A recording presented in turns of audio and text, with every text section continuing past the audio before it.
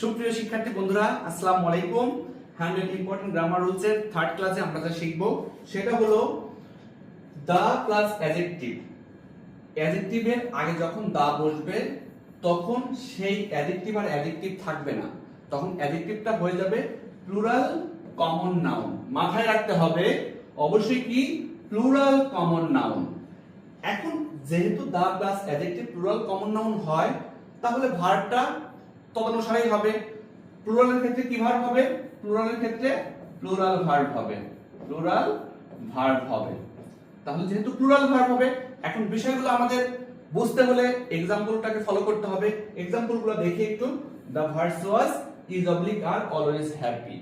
এখন verbs was শব্দটা কি? অ্যাডজেক্টিভ। অ্যাডজেক্টিভের আগে কি আছে? অ্যাডজেক্টিভের আগে দা আছে, সুতরাং এটা কি সিঙ্গুলার না প্লুরাল হয়ে গেছে? প্লুরাল। তাহলে ইজ হবে না আর হবে?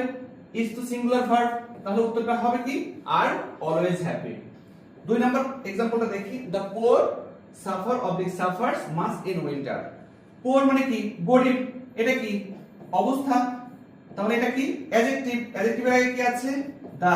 দা প্লাস অ্যাডজেক্টিভ কি প্লুরাল কমন নাউন, সুতরাং এখানেও ভার্বটা কি হবে? প্লুরাল। তখন সাফার হবে না সাফারস হবে? সাফারস অবশ্যই সিঙ্গুলার ভার্ব, তাহলে উত্তরটা কি হবে? Suffer most in winter. তাহলে গরিবেরা সবচেয়ে বেশি ভুগে কোন সময়? উইন্টারে, শীতকালে। এরপরের কোশ্চেনটা দেখি। The wise do oblique does not talk much. এখন ওয়াইজ মানে কি? জ্ঞানী। এখন এই যে জ্ঞানী, জ্ঞানের আগে কি বসছে? দা।